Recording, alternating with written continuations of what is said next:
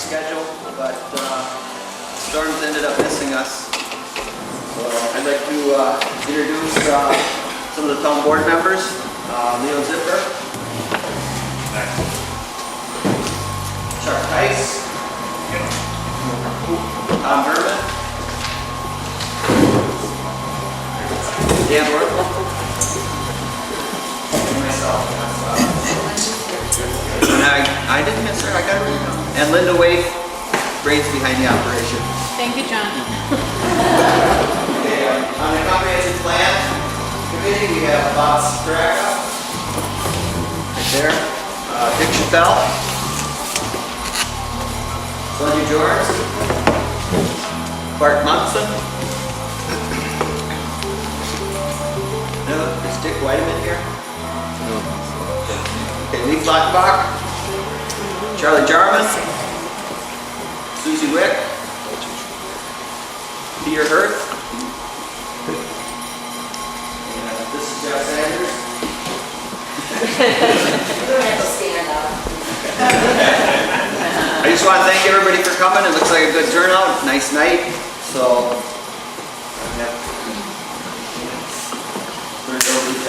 thanks, John. Two housekeeping notes first. For those of you who haven't signed in, if you could please do that at the break.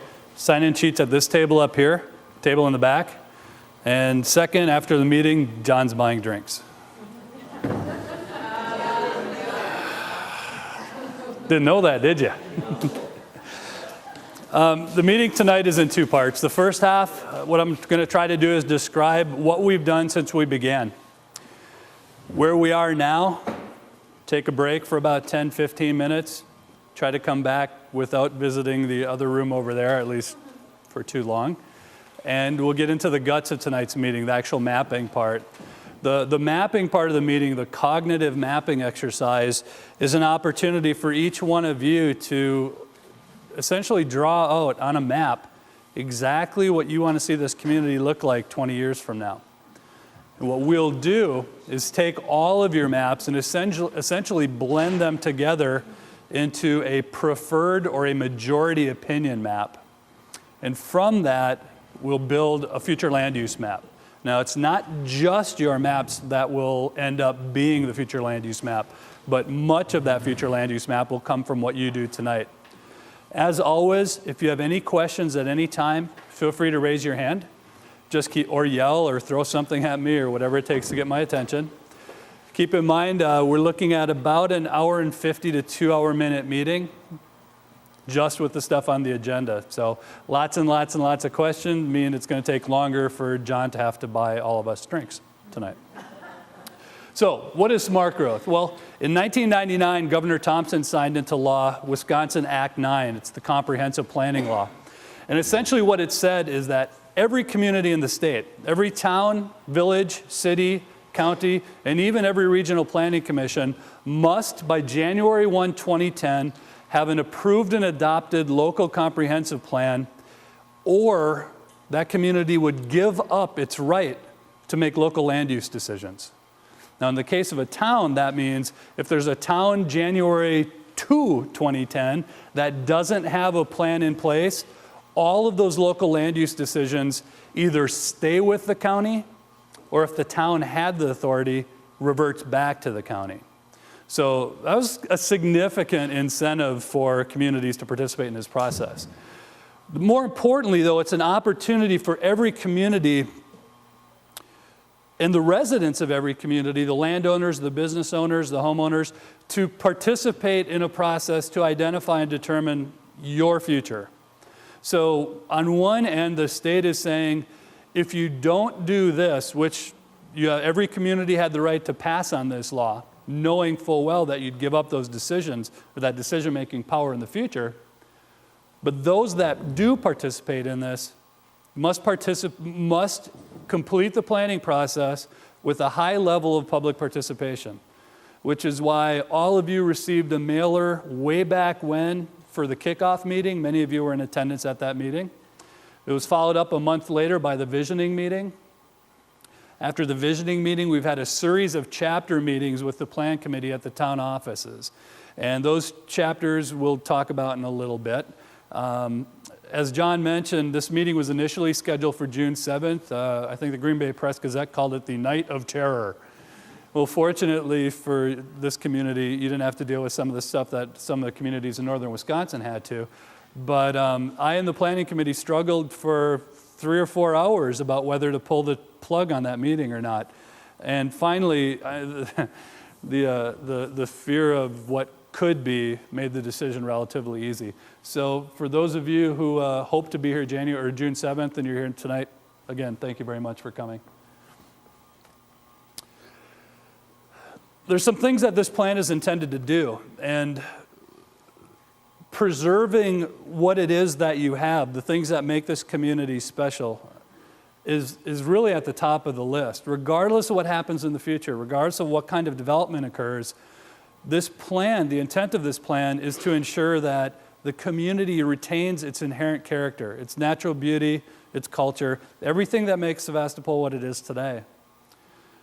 We want to enhance your quality of life where possible. So if there are places where there are challenges, whether it be potential future enrollment in the school district or commercial development or protecting agricultural lands, or whatever the case may be, we want to identify those within the plan and put together a strategy or a framework to achieve those goals. We want everything to be achievable and cost effective. In other words, when this plan's done, when you have an opportunity to review the final document prior to the public hearing, all of the implementation steps in there, all of the promises this community is making to itself, we will do this, we will do that, have to be cost effective and they have to be achievable. They have to be realistic goals that this community can achieve in the next 20 years. It's important that we incorporate community stakeholder input. Basically, that's all of you and everybody that you know up here. Make sure that the issues that are important to you as residents and landowners and business owners effectuate the plan, become part of this plan. And finally, it's achieve your goals and your visions. Now, again, for those of you who participated in the vision meeting and the kickoff meeting, you recall during the vision meeting we had a big piece of paper that we filled up. During the kickoff meeting, I asked a bunch of questions about identifying strengths and weaknesses, opportunities, threats. You should have all those summaries on the table if you grabbed one when you walked in. We'll talk a little bit more about that in a few minutes. But the most important thing is, this isn't my plan. It's certainly not the planning committee's plan. It's not the town board's plan.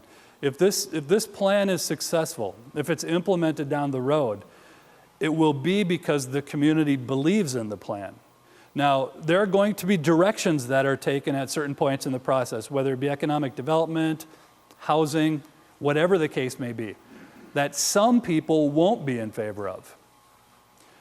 But there will be other directions that will be taken that those people will be in favor of. It's something called informed consent as opposed to consensus. The odds on finding 2,500 plus people in a diverse community, the odds on finding 100% consensus on anything is a challenge. Our goal is to make sure that everybody's voice is heard, so that if a section of the plan turns in a direction that you individually may not desire, you'll still choose to support the plan because the bulk of the plan goes in a direction you desire. Now, there are certainly going to be specific issues that are drop-dead issues for each one of you. Industrial development, for instance. It became very clear through those first big meetings that industrial development was not something this community was particularly interested in pursuing. So those of you who may be interested in seeing industrial development in the town may be disappointed that it isn't prominently featured within the document. But hopefully there are other parts of the plan, other parts of the document that you do support. There's a variety of ways for you to participate. One is coming to the meetings. The planning committee meets once a month. It doesn't have a set date, but those dates are always posted at the town hall or town offices. They're always posted on the project website. And those meetings typically involve presenting the next draft chapter of the plan and having a detailed discussion of the previous chapter. So the last chapter that I presented to the committee was the economic development chapter, chapter 8. The next chapter will be existing land use, and the one after that will be future land use. The future land use chapter, as I mentioned, will be built to a great degree on the materials that are generated tonight. In the end, the plan will be adopted by the town board and will be implemented by the Plan Commission. So what's in a comprehensive plan? Well, Wisconsin said that every community that wants to maintain a say in local land use decisions must have one of these. And they did require a certain framework be used, but they didn't tell every community how to address these issues. For instance, they didn't tell communities how they should address transportation or how they should address agricultural preservation. But what they did say is every comprehensive plan should have these 9 elements included within it. Issues and opportunities are basically a description of the community and a description of the issues, the challenges that community faces. Housing, transportation are probably self-explanatory. Utilities and community facilities include everything from parks, schools, churches, gas lines, electric lines, internet service, cable service, all of that kind of stuff. Agricultural, natural, cultural resources, economic development, land use. Intergovernmental cooperation requires that every community that is doing one of these plans let all their neighboring communities know that they're doing these plans. They're under the same obligation. So when we get to chapter 11, the second to the last chapter of the plan, it's called the intergovernmental chapter, there'll be a meeting where all the neighbors will be invited. The city of Sturgeon Bay, the town of Sturgeon Bay, and all the other communities, Door County, Bay Lake Regional Planning, and others. And then finally, implementation, the last chapter, basically the toolbox. It says, these are the things that we're going to do over the next 20 years to make this plan, make this map real on the landscape. So how can you participate? Well, you can attend the meetings. Again, once every month we have one of these meetings. This is the last big public event before we go to the public hearing open house in about 6 months, I believe, maybe 5 or so. But we have meetings every month to discuss individual chapters. All the chapters that have been drafted are on the website right now. If you don't have internet access, I think you can contact Linda probably or somebody at the town office and they can get a copy for you. So you can review any of the previous 8 chapters that have been drafted. Chapters 9 through 12 will be available over the coming months. And follow the progress on the internet if you do have web access. If you go to the project webpage, and I'll bring that up at the very end of this evening, there's a spot in there where you can click for comments. And any comment, anytime you click on that box, it immediately opens an email to my desk. And it is, without exaggeration, the highest priority I place and I have my staff place on our day. Anybody who comments in that box gets a response immediately unless I'm not at the desk. So it's important, as I said in the beginning of this planning process, it's important to empower the people who've taken time out of their day to attend a meeting like tonight or to attend the chapter meetings or even to comment on the webpage that their voice is being heard and make sure that that voice is recognized. So what's been done thus far? Well, back in September, we had a kickoff meeting where we went through a values exercise and a SWOT exercise, gave you a bunch of the information I already gave you. So for those of you who were there, sorry that we had to go over that path again, but want to make sure everybody knows why we're doing a plan. We did a visioning exercise back in November where we identified visions for each of the various elements, each of the various chapters for the future of this community. And again, we've done a variety of chapters thus far. Chapter 1, Introduction, is basically a description of the community. Where is Sevastopol? How did it come to be? What are the significant events in this community's history? And a brief explanation of what smart growth is all about. Chapter 2, Issues and Opportunities, basically a summary of the vision meeting, the values meeting, and the SWOT exercises. Again, it's that component of the plan that puts on paper your voice, the things that you've identified as important to you. Chapter 3, Community Profile, is the least fun chapter to write. It's all basically demographics, economic indicators, housing, population, education, income, all of that kind of stuff. Most of it coming from the Census Department, some coming from the county, from the Regional Planning Commission, and from the state.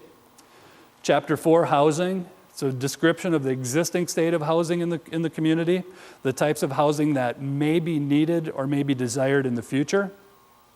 Chapter 5, Transportation, a description of the existing transportation network, mention of the potential effects of the expansion of the highway.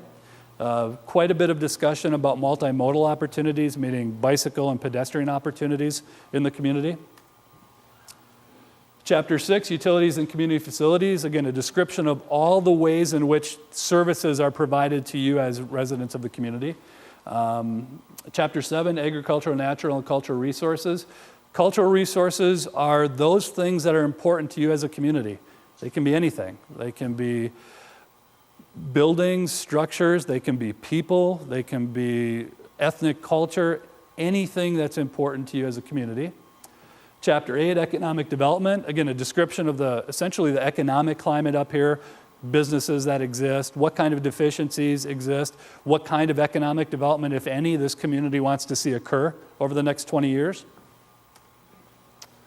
And in terms of what's to come, Chapter 9, existing land use, will be just a description of this community in terms of its land uses. Percent of the land base that is classified as agricultural or housing, transportation, that sort of thing. Chapter 10, future land use, will be the chapter that describes the future of this community as defined and identified by you. So of all the chapters, if I were looking at this stack of chapters and I said, I'm only going to read one, that would be the one you'd want to look at. When it's published, when I present it to the committee, when it's posted on the webpage, when it's available at the clerk's office, that would be the one you'd want to get a hold of. And let all your friends and neighbors know it's the one you want to get a hold of. Because that is the chapter that says, this is what our community wants to be 20 years from now. And for the most part, it's probably going to be very similar to what the community is today. I don't think anybody has expressed in any of these meetings a desire for the town of Sevastopol to drastically change over the next 20 years. Chapter 11, intergovernmental cooperation, that should be a capital I.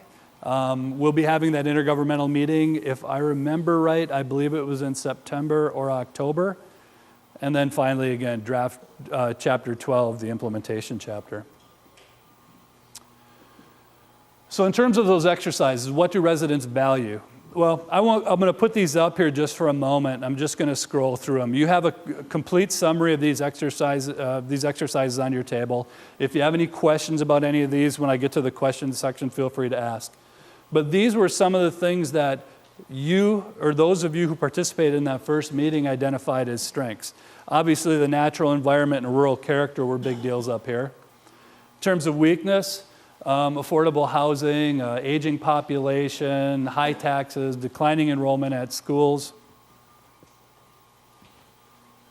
opportunities for increased recreation, opportunities to preserve natural areas, to maintain the quality of life that exists in the town.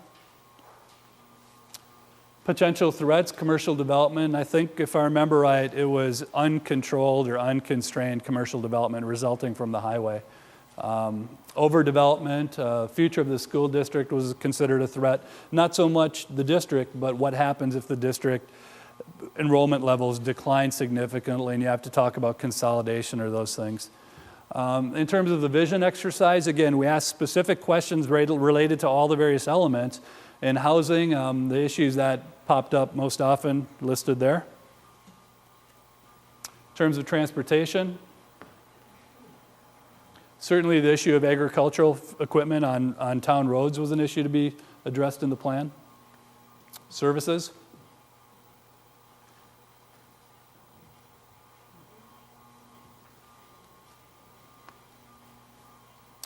Agricultural and farming.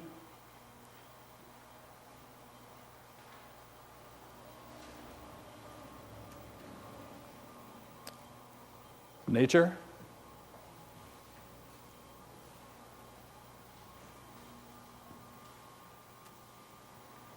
Things to preserve, again, rural character popped up. Every single exercise that we've done thus far, protecting and preserving rural character, was at the top of the list. Can everybody in back hear me okay?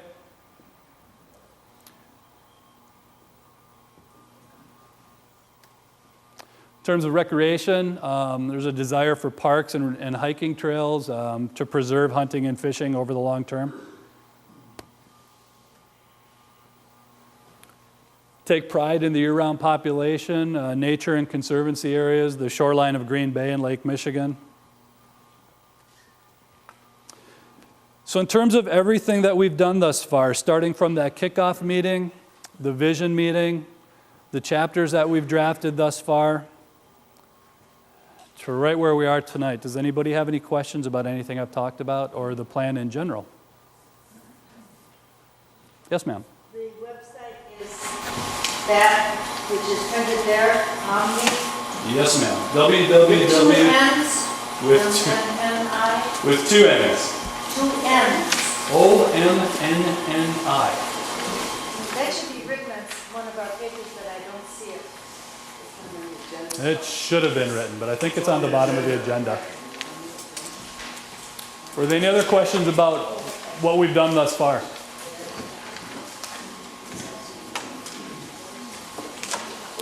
What we'd like to do now is go through some basic demographic data. It'll take about 10 or 15 minutes to go through this. Then we'll take a break.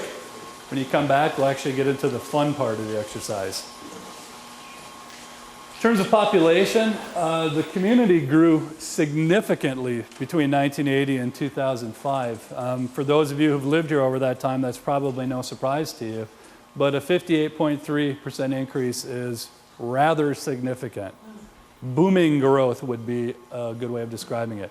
In terms of population projections, it's expected to grow quite a bit. Not as much, it's not as expected to grow as fast as it has in the past. But there was one thing I mentioned when I brought this information up at our first meeting. The DOA, Wisconsin Department of Administration, actually puts together enrollment projections, and they're relatively conservative by nature. They are, in my opinion, far too oriented on historic trends for communities of similar type around the state, and they tend to under-project population. And I think a good example of that is the fact that the town of Egg Harbor is anticipating 21% population increase over the next 20 years, and Sevastopol is only looking at 2%. I guarantee you'll have a 2% population increase within the next 3 or 4 years. I mean, we're talking, well, maybe 5. So one of the things that we've talked about quite a bit in the meetings is DOA population projection data is critical to include in the planning process, but everybody who knows that data believes that that data will underestimate population growth within the communities projected, particularly in Door County. In terms of the Sevastopol population change between 1990 and 2000, the most significant change was the increase in people of retirement age. That's not a surprise. It's the biggest block of the biggest population group in terms of growth in the United States. And will continue to be so for the next 20 to 30 years. It's basically the baby boom generation reaching retirement age and going through retirement age. And that changes the dynamic quite a bit. Again, we spent a lot of time discussing this earlier in the planning process, but anytime you have a population that is aging, you have 2 obvious issues of concern in general. One is enrollment at the school. If you have a greater percentage of your population outside of childbearing age, there's always the risk that enrollment at your schools will decline over time. The other part is the community may not be prepared to deal with the specific needs of a population 65 to 85. Most of the communities in the United States were built to address the baby boom generation, so parks and swing sets and ball fields and all that kind of stuff. But there aren't that many communities that have all of the resources desired by and critical to a population of seniors. So these are things, again, that we've talked about quite a bit throughout the planning process. This is done by a census? Is this a census that you're getting the projections from, or is this how do you get your projections? The census data, the census provides the number. So when we're talking about actual 1990, actual 2000, US Census data. Projections come from the Wisconsin Department of Administration and in other instances from Bay Lake Regional Planning Commission, based upon formula that they've developed over time to project future population or future household size, and some other points. How do you get the kids and all that stuff? I mean, how do you estimate the kids and the population for the adults and for the kids and kids under 5? How do you evaluate that? Well, first of all, we didn't do that as part of the planning process, but there are formula that you can use to project future populations of specific age groups. And it's historic population, it's national and regional trends, a variety of other data involved. I actually work with school districts doing enrollment projections, and there are 3 different methods that we use to estimate the number of students in a given grade 5, 10, 15, and 20 years down the road. So there are a variety of ways of doing that. In terms of housing, in terms of persons per household, the number of people per household is declining over time. Now, the reason that's significant is this. Even if your population stays static, if you have fewer people living in a given household, a given house, you're going to need more houses to house the same number of people. Does that make sense? So if you have 1,000 people living in 500 homes, and two people per home essentially, and that number drops to 1.5, 1,000 people are going to have to be in 750 homes. If I was good at math, I would have been an engineer, not a planner. But so when you have declining household populations with a static population, you're going to need more housing than you have for your population. When you have declining household size with an anticipated increasing population, you need that many more housing units. What about the summer residents? Are they part of this total households? Excellent question, and no, they're not. Seasonal residents, people who, when you fill out the census form, you fill it out from your permanent place of residence. So someone who has a second home in the town does not show up on the census. We all know that your actual summertime population up here is considerably higher than your DOA population, which is another factor to throw in. And all of the issues, economic and housing issues related to having a high seasonal population.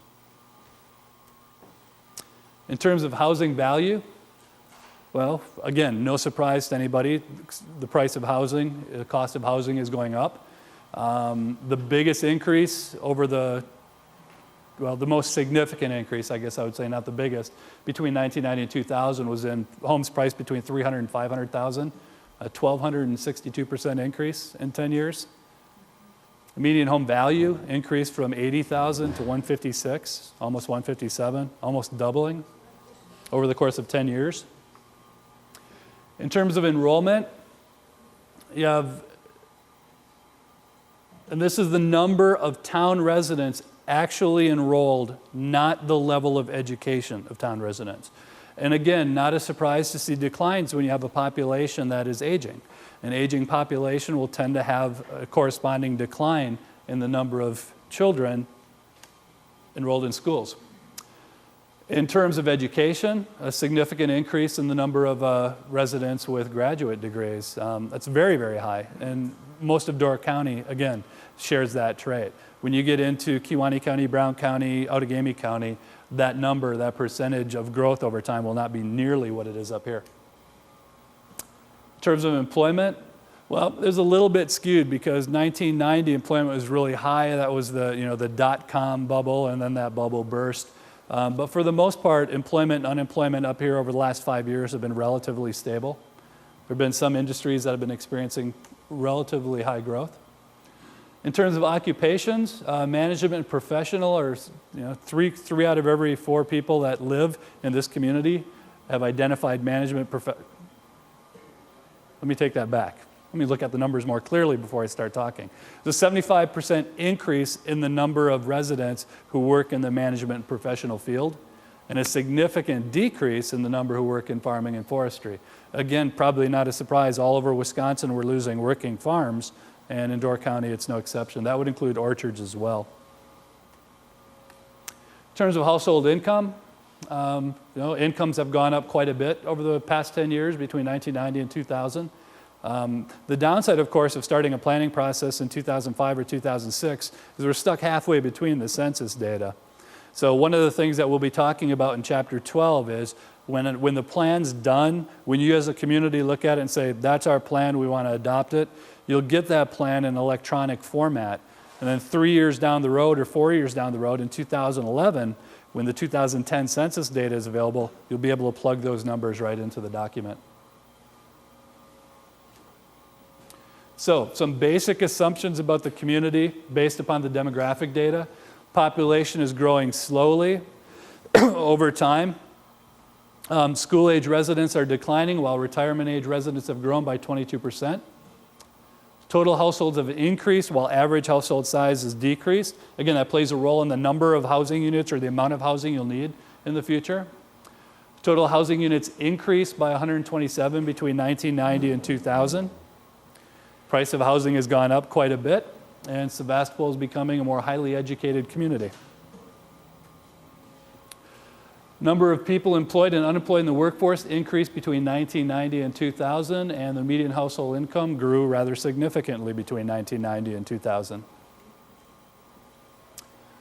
Does anybody have any questions on the demographics? Yes, sir. Yeah, on your income figures, how do you determine the income of people who are retired or actually who are employed?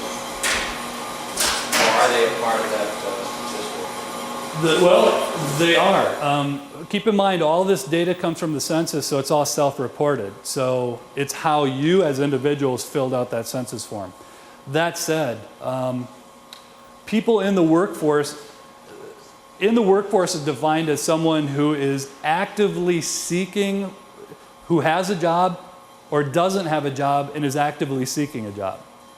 People not in the workforce, anybody under 16, anybody who's retired, and anyone who is unemployed but has given up looking for a job. So people who are retired don't work necessarily, but they still may have an income from investments or pension or whatever the case may be. So that income is represented as income in the census. They may not be represented as someone in the workforce.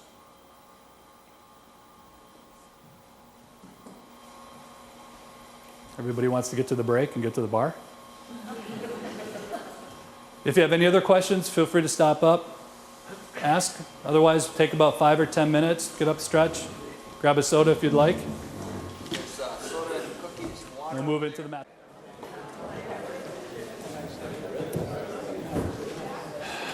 All right, what we're going to do now is the actual mapping exercise, the cognitive mapping exercise. It's the real reason everybody came tonight.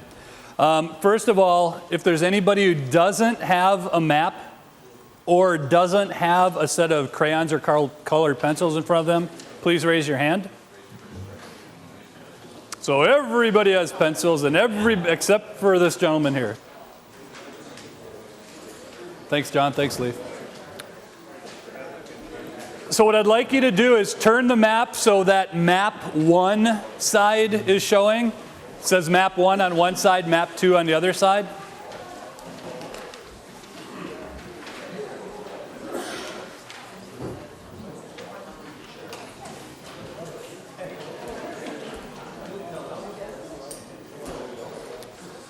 So the first thing I'd like you to do is grab the blue crayon or blue pencil. Whatever shade of blue you want. If someone prefers sky blue as opposed to royal. What I'd like you to do is place a green star where you live. If a blue star where you live. And if you do not live if you own land in Sevastopol but you live outside the town, put the blue star anywhere outside the map itself. So a blue star where you live. If you don't live in Sevastopol, put the blue star on the side of the paper someplace. Pardon me? Just where you live, not all the land you own, or just where you live.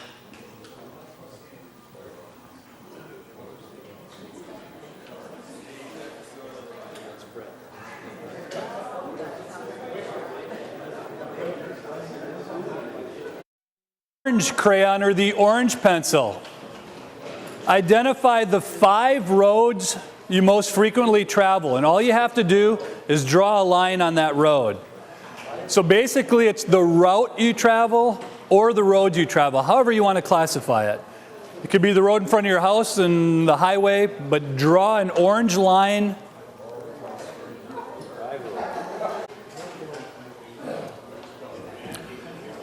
With the purple pencil or the purple crayon, identify areas of special meaning to you.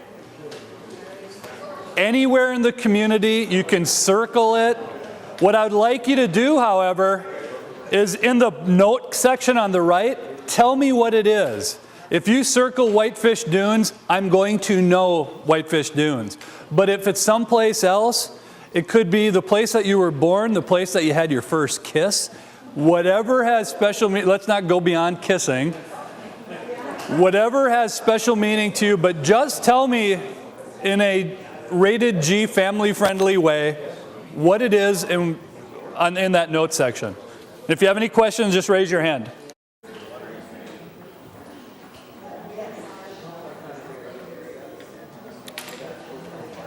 John? With the green crayon or green pencil, identify the 3 most scenic or most attractive areas in the town. And if it's a view of Lake Michigan or a view of Green Bay, just draw an arrow from the land out to Lake Michigan or out to the bay. And again, if it's something specific, please write with your green pencil or your green crayon what it is over in the notes section.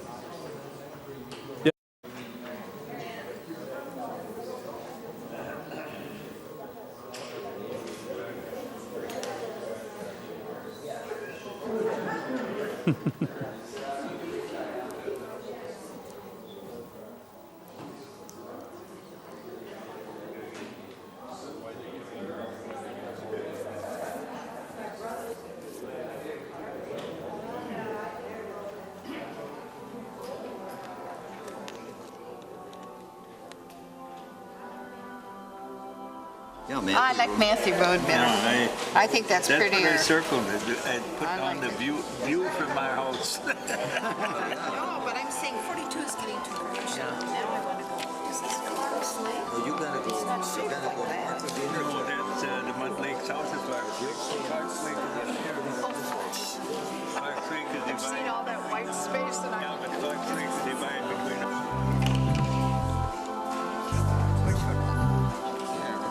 With your black pencil or black crayon, identify the least pleasing areas in the community. And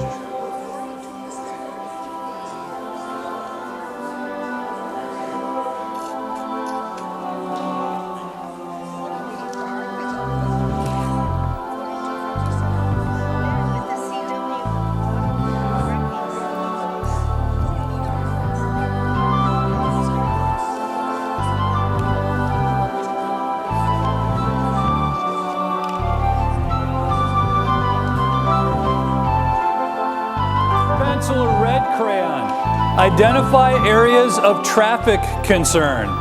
Could be places where you think people speed too much, intersections that are unsafe, places where you'd like to bike but it's not safe to bike, anything that you see as a traffic concern. If you circle an intersection, I'm going to know what you're thinking. If you identify a stretch of road in a line, feel free to make a note using the red pencil to tell me what it is about that road that concerns you. With your brown pencil or brown crayon, identify any places in a town where you walk or bike, maybe cross-country ski or snowshoe in the winter. But do me a favor, write bike if you bike, or walk if you walk, or bike and walk. So every place that's brown, tell me what you do in the notes section. I walk there, I bike there, I ski there, ride horses. We only have Orchid. Need a brown? You get a brown? All right, basically the map that you just completed is going to be called the composite attitude map. What I'm going to do with these maps is turn them over to my mapping specialist, and he's going to look at all of your maps and turn all of the information that you just compiled into one composite attitude map. How's that going to work? Well, for those roads that the majority of you identify as roads you travel most frequently, clearly 42 and 57 are going to be on there. I'm not positive what the other roads will be. For least pleasing areas and most pleasing areas, if we find consensus, if we find a considerable number of people responding in the same way, that will appear on the map. If it's one or two people identifying something as pleasing or least pleasing, it may not appear on the map. So that's going to be the composite attitude map. What I ask you to do now, if you would, is flip the map over to the blank side. And we'll do map number 2. So basically, map number 1 is a way for you to let me know what your opinions are about certain things or how you frequent this community. This exercise is looking into the future. So keeping in mind the visions, the values, the strengths, weaknesses, opportunities, and threats, the demographic data, everything that you know about your community. Think about all of that as you answer this next series of questions. So when I ask for a specific land use, try to think about all that information that you have, think of all the information that you have before you identify that land use on the map.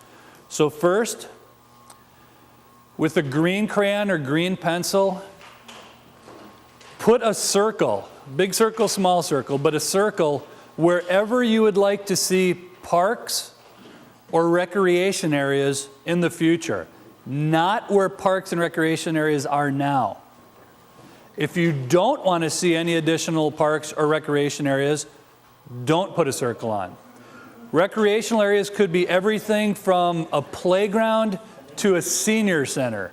Whatever it is, please tell me what it is if it's something specific.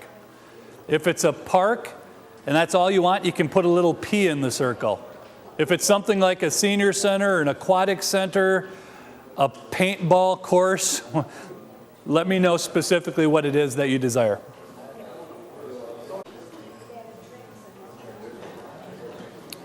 Also using your green pencil or green crayon, what I'd like you to do is shade in the places in the community that you want to see preserved for the future. If it's something for instance, if you shade in Whitefish Dunes, I'm going to know, or Cave Point, or Sevastopol Park, or anything like that, I'll know that. If it's the Sevastopol School, if it's the Institute Saloon, if it's your house, let me know what it is you're referring to.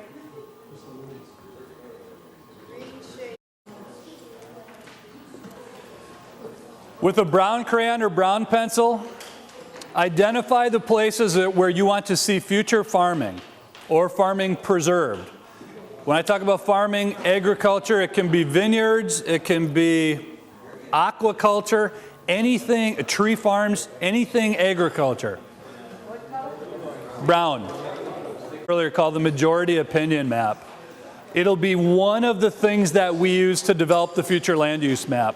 So if many of you identify a specific road as a place where you would like to bicycle or walk, we will write into the plan some way of making sure that bicycling and walking can be done safely, whether it be an added shoulder, whether it be a designated bike trail, whether it be applying for a grant to actually construct a trail along that.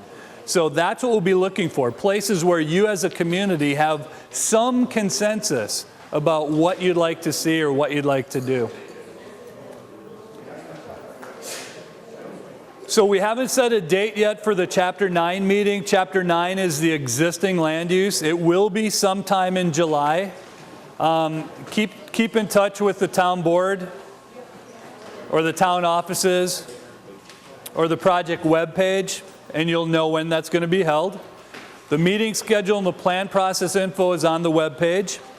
This PowerPoint presentation that we just did and all these maps will also be available on the webpage. So if you know anybody who couldn't be here tonight but is interested or would be interested in doing what you did, please encourage them to either go to the webpage or contact Linda Wade at the town offices. I'm going to drop off maps and colors with her, so people who weren't here tonight can do the same exercise.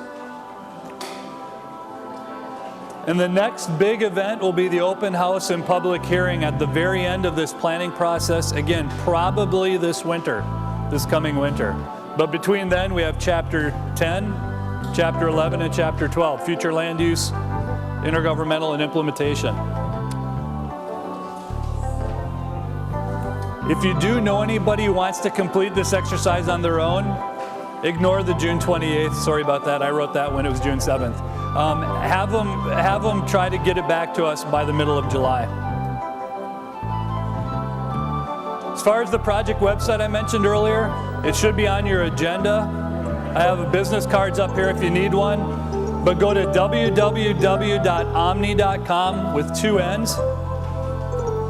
And it'll pull up our project page. And by clicking on projects on the top right, it'll bring up a list of all of our active projects right now. By scrolling down and clicking on Town of Sevastopol Comprehensive Plan, it'll bring up your project webpage. So the chapters that are available in draft form that have been posted are in blue. The coming chapters that have not yet been posted are in black. There's basic information, including summaries of all the meetings. Those of you here already have it in hard format. You can go to the town website, clicking there. The next meetings are posted. I mentioned that box to get in contact with me. If you click on this blue box here, it'll bring an email up on my desk. I assure you I will respond as fast as humanly possible to that. The project maps that we've created thus far are viewable. Keep in mind, if you have dial-up, don't even bother clicking on one of those maps. You're going to be sitting there for months. These things are GIS layers, data heavy. If you want to get a hold of copies, you can contact Linda Wade at the town clerk's office. And this PowerPoint will appear here. Just like the PowerPoint from the first meeting and the second meeting are there, it'll be there. Thank you.